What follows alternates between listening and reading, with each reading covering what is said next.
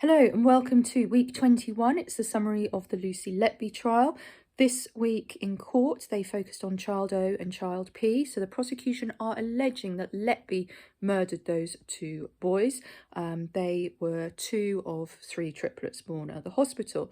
So first of all, none of the doctors could understand the collapses of child O and child P and the subsequent deaths. When they tried to move Letby into a different part of the ward, she said that she wanted to work with the very ill babies and that she found it boring just feeding babies.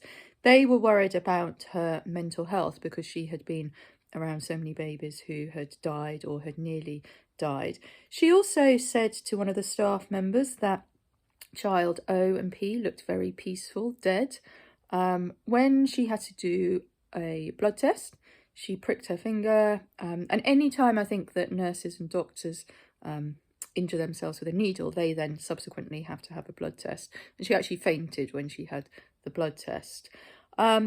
Doctors were very concerned about Letby working on the ward, and they said that this was not just bad luck, it was her presence. Her presence was a common factor in all the deaths. So they were trying to resist attempts for hospital managers to put her back to frontline duties. And this took 11 months. And, they were adamant they did not want her to return. But hospital managers were, keen for her to return. So the doctors said, well, if she returns, we want CCTV. We want to watch what she is doing. As it turns out, that didn't happen, but neither did Letby return. Senior managers didn't want to get the police involved. And one of the paediatricians said that Letby was a mortal danger to the surviving brother of the child O and child P, the triplets.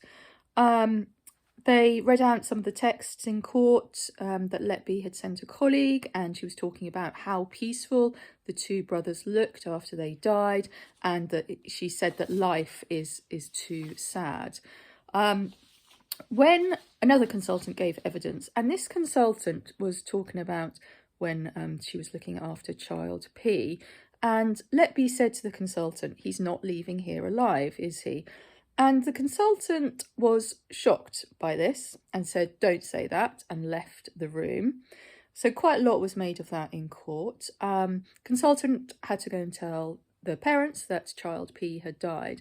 And the consultant said that Lucy followed behind and actually seemed very animated. That was how the consultant described Letby, as almost very animated. And she was saying to the parents about creating a memory box.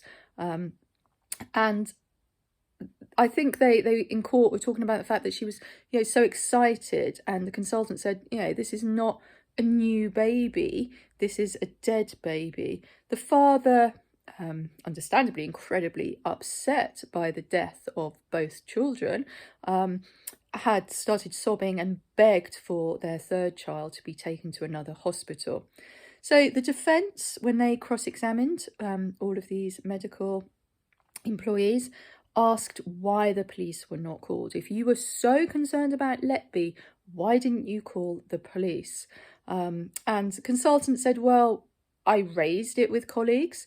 I raised it with a neonatal manager, and other people were discussing Letby. So there's quite a lot of gossip going on, but not much in terms of action. In fact, the hospital were fighting for her to get back to frontline duties.